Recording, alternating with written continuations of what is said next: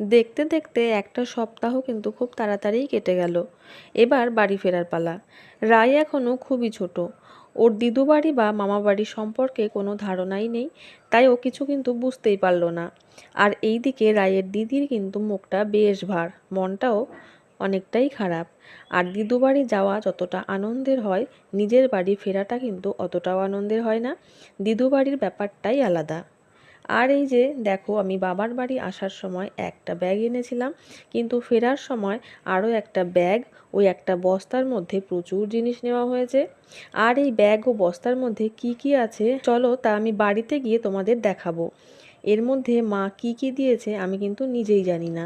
তো দেখো, বাড়িতে তো চলে এসেছি আর সব জিনিসপত্রগুলো বার করে নিয়েছি। যেহেতু এখন আম আর কাঁঠালের সিজন, তাই অবশ্যই আম কাঁঠাল তো থাকছেই।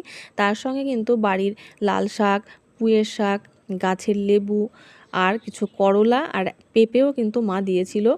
যদিও এখানে কলাটা দেখা যাচ্ছে, এই কলাটা কিন্তু কেনাই ছিল, খাওয়ার জন্য কেনা হয়েছিল, কিছু বেঁচে গেছে সেটা মা পাঠিয়ে দিয়েছিল।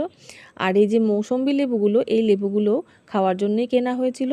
আজ তাহলে এই পর্যন্তই থাক। আর আমার মতন বাপের বাড়ি থেকে ফেরার সময় কে কে বস্তা ব্যাগ ভর্তি করে জিনিসপত্র নিয়ে এসো অবশ্যই কমেন্টে জানিও।